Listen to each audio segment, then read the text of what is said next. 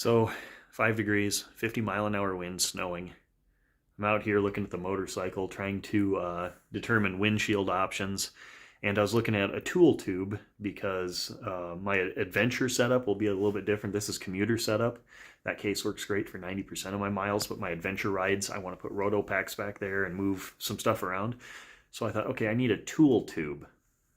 And I thought, well, that's something I can build because an exact solution doesn't exist. And then I thought, you know what? You used to get a lot more excited about building stuff. What's going on? Because this CB750 here, I built this. I can't point when I'm not looking at stuff. I built this fuel cell out of a propane tank and scraps I had laying around. It cost me $5 because I had to buy a fitting instead of a $250 Jazz fuel cell that I would have had to buy. So I thought, why aren't you excited to build things? And I think the past version of me, the Kory that would jump headfirst into that, doesn't exist anymore. I'm in a better place in my life now, obviously, with the new motorcycle and things are getting easier, but I'm kind of melancholy because, yes, I'm proud of the fact that I can just buy a skid plate or buy a luggage rack, and it's not a struggle. It's something I got to be careful with, but it's not a struggle. And I'm kind of sad because that Kory with the ingenuity and with the drive to create and the resourcefulness kind of doesn't exist anymore. I think I'm putting that energy into different areas of my life now, but if it doesn't exist or it's financially irresponsible to buy something, I'll still build it. Like the gas tank on this bike, I brazed it. I've got a video of that on the playlist for metallic waste, because those tanks are, well, one, used junk, or two, new old stock or repops and incredibly expensive. So I still do that stuff. I've still got all my equipment to build and create. It's just that the drive is gone.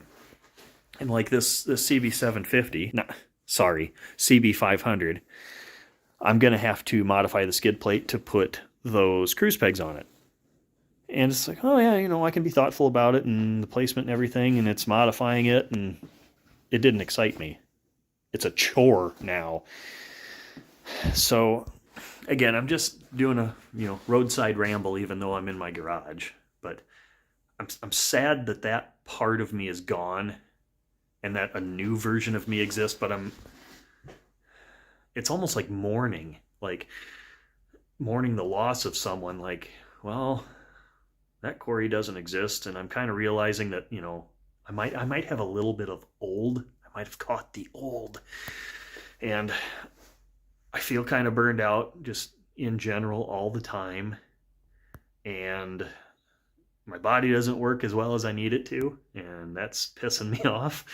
And it's like I'm unwillingly being forced into the next stage of my life when I wasn't ready to give up being a super energetic, stand against the tides type of guy. And now it's just kind of worn down a little bit,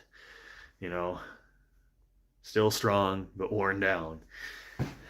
To get all philosophical on you, but that's why I made the video. I was just thinking, well, build a tool tube or buy a tool tube, and then all these thoughts start rolling through my head. So then I make a video as a form of therapy to put on YouTube and hope that someone else might be able to relate.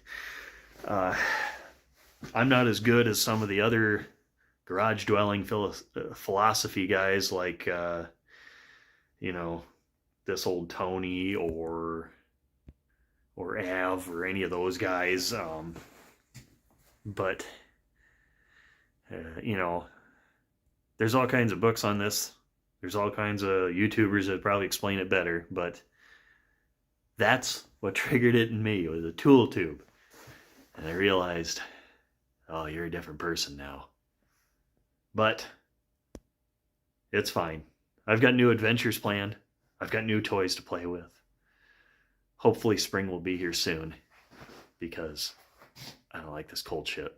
I'm going to have to get into snowmobiling or ice fishing or something, because I can only read so many books in the winter. So thanks for listening to my ramble.